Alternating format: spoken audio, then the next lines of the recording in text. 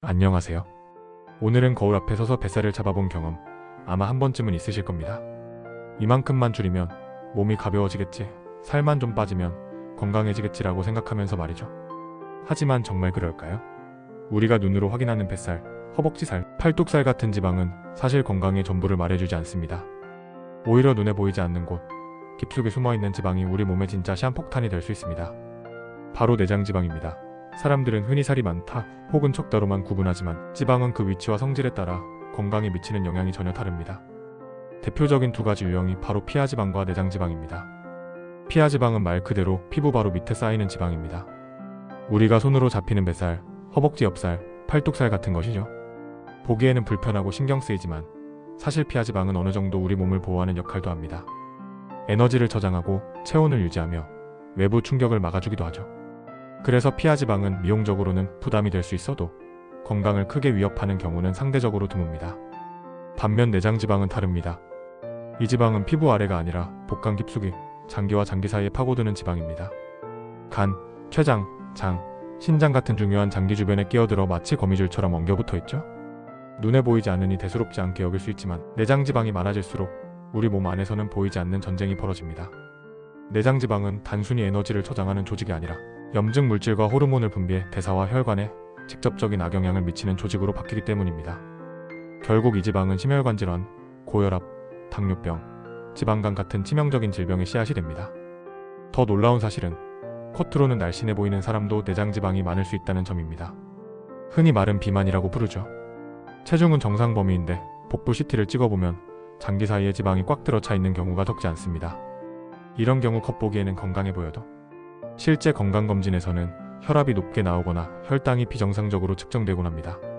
반대로 겉으로 통통해 보여도 내장지방이 적다면 의외로 혈액검사 결과가 좋은 경우도 있죠. 결국 외모가 아니라 우리 몸 안에 숨어있는 지방의 분포가 건강을 결정한다는 것입니다. 우리가 흔히 다이어트를 결심할 때는 주로 피하지방, 즉 눈에 보이는 살을 줄이는 데만 집중합니다. 하지만 정작 우리 목숨을 위협하는 건 잘 드러나지 않는 내장지방입니다. 그래서 오늘은 많은 분들이 궁금해하는 질문, 내장지방과 피하지방, 진짜 무서운 건 무엇인가? 라는 주제를 다뤄보려 합니다. 이 영상을 보시는 동안 여러분은 단순히 체중계 숫자에 연연하는 것이 아니라 내 몸속 보이지 않는 위험을 관리하는 방법을 배우게 될 것입니다. 우리 몸의 지방은 단순히 살이 쪘다는 한마디로 설명할 수 없는 복잡한 시스템입니다. 지방은 단순히 여분의 에너지를 저장하는 창고가 아니라 호르몬을 만들고 신진대사에 관여하는 내분비 기관이기도 합니다.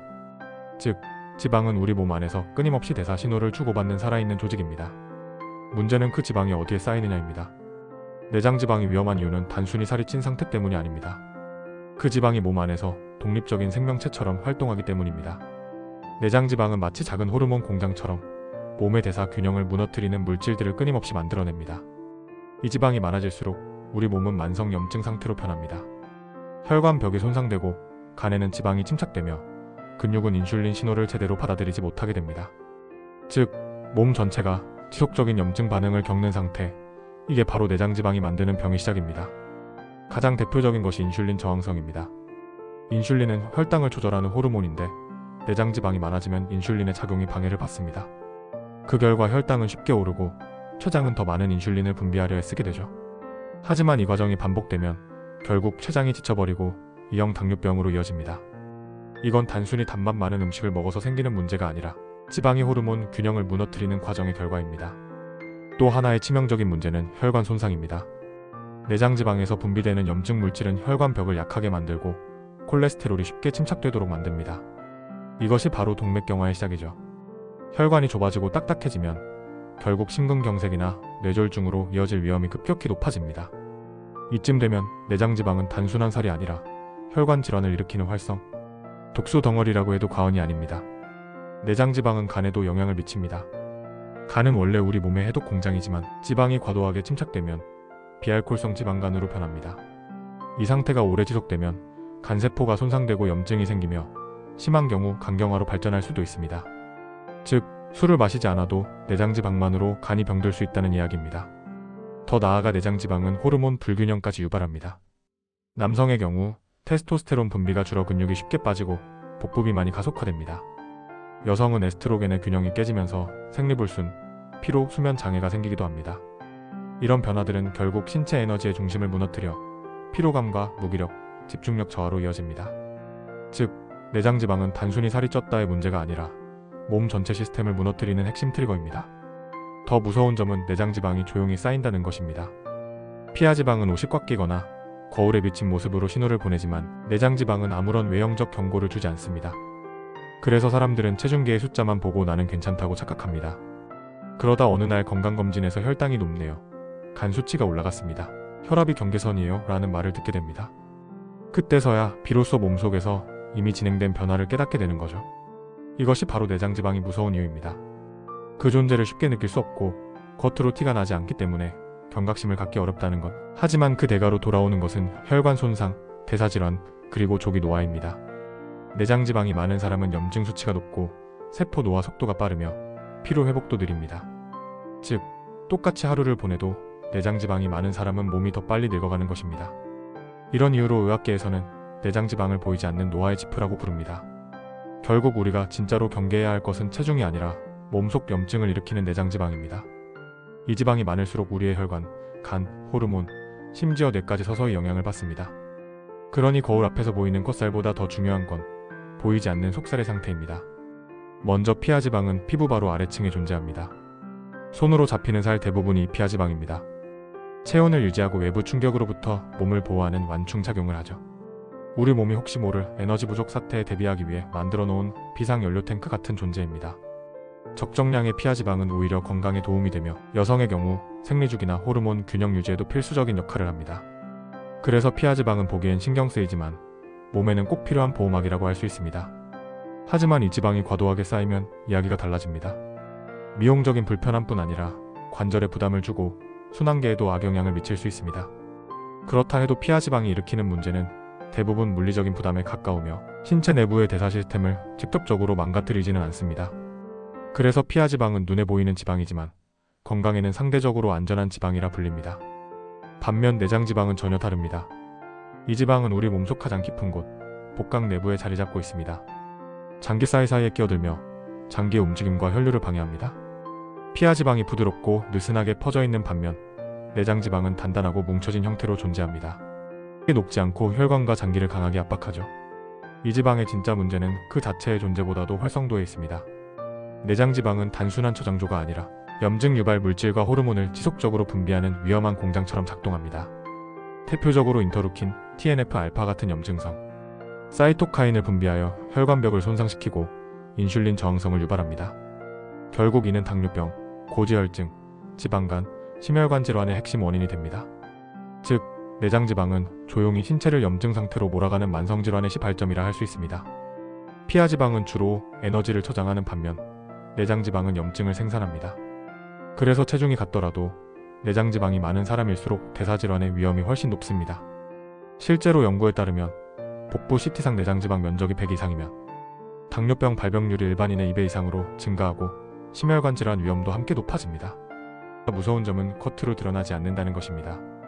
피하 지방은 늘어날수록 옷이 꽉 끼고 체중계의 숫자가 올라가며 신호를 주지만 내장 지방은 조용히 쌓입니다. 마른 비만이라는 상태가 생깁니다. 체중은 정상인데 체성분 검사나 CT를 찍어보면 내장 지방이 많은 경우죠. 이런 사람들은 자신이 비만이라고 생각하지 않기 때문에 예방이나 관리의 기회를 놓치곤 합니다. 즉, 지방의 양보다 지방의 위치가 건강을 좌우합니다. 보이는 피하 지방이 불편하게 느껴질 수는 있지만 진짜 문제는 보이지 않는 곳에 숨어 있습니다. 겉보기엔 말라 보여도 속으로는 염증이 가득한 사람과 외형은 통통해도 혈관이 깨끗한 사람, 이 둘의 건강 수준은 완전히 다릅니다. 결국 중요한 건 체중이 아니라 우리 몸 안에 지방이 어디에 있는가입니다. 그것을 아는 순간 체중계 숫자가 아니라 몸의 구조를 바꾸는 진짜 건강관리가 시작됩니다. 내장 지방은 운이 나빠서 생기는 게 아닙니다. 대부분은 우리의 생활 습관이 만들어낸 결과입니다. 식사, 수면, 스트레스, 움직임, 이 네 가지가 하루하루 쌓이며 내 몸속 지방의 방향을 결정합니다. 그렇다면 그동안 쌓인 내장 지방은 어떻게 되돌릴 수 있을까요? 답은 명확합니다. 노력만 한다면 충분히 줄일 수 있습니다. 하지만 빠르게 줄이려 하기보다 오래 유지할 수 있는 방식을 찾아야 합니다. 굶는 다이어트는 오히려 내장 지방을 더 늘립니다. 체중이 빠지면서 근육까지 함께 줄어들면 기초 대사량이 낮아지고 몸은 에너지를 더 비축하려 합니다. 즉, 지방이 다시 쌓일 환경을 만드는 셈이죠. 내장 지방을 줄이려면 덜 먹는 것이 아니라 다르게 먹는 것이 중요합니다. 흰쌀, 밀가루, 설탕, 과자, 단 음료처럼 혈당을 급격히 올리는 음식은 피해야 합니다. 이런 음식은 인슐린을 과도하게 분비시켜 남은 에너지를 지방으로 바꾸기 때문입니다. 반대로 단백질과 식이섬유는 내장지방 감량의 핵심입니다. 닭가슴살, 생선, 계란, 두부, 콩류 같은 단백질은 포만감을 유지하고 근육을 보호합니다. 채소와 통곡물은 혈당을 안정시키고 장내 환경을 개선해 지방 축적을 억제합니다. 식사 순서를 바꾸는 것도 좋은 방법입니다. 밥보다 채소, 단백질을 먼저 먹으면 혈당이 천천히 올라 인슐린이 과도하게 분비되지 않습니다. 그리고 잊지 말아야 할 것이 있습니다. 바로 술입니다. 간의 지방 대사를 방해하고 내장 지방의 연소를 억제합니다. 가능한 한 줄이되 마셔야 한다면 주 1회 이하로 제한하는 것이 좋습니다. 식습관이 바뀌었다면 이제는 움직임입니다. 내장 지방은 단순한 체중 감량으로는 완전히 사라지지 않습니다. 지방을 직접 태우는 유산소 운동과 지방이 다시 쌓이지 않도록 막는 근력 운동을 병행해야 합니다. 빠르게 걷기, 달리기, 자전거, 수영은 내장 지방 연소에 가장 효과적입니다.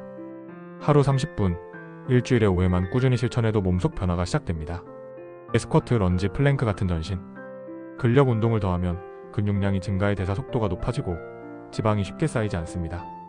실제로 연구에 따르면 유산소와 근력 운동을 병행할 때 내장 지방 감소 효과는 2배 이상으로 커집니다.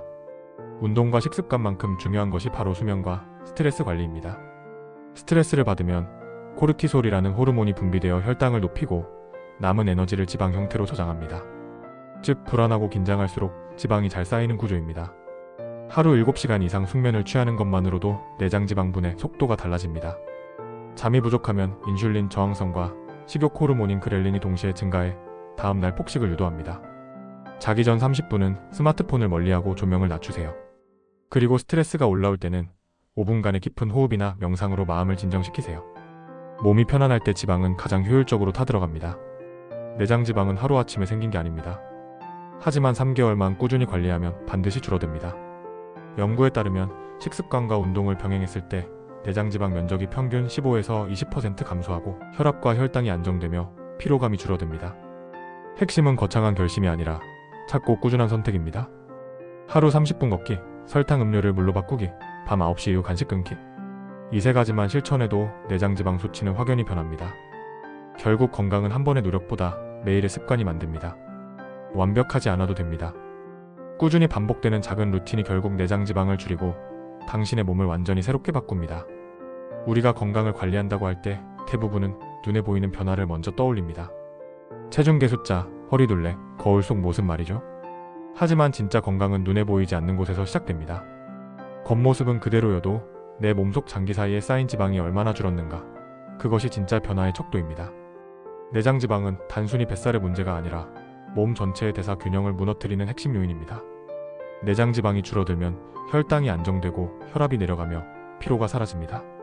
아침에 눈을 떴을 때 가볍고 식사 후에도 졸음이 줄고 계단을 올라도 숨이 덜 차죠. 겉으로는 작아 보이는 변화지만 몸속에서는 거대한 회복이 일어나는 순간입니다. 이런 변화는 어느 날 갑자기 오지 않습니다.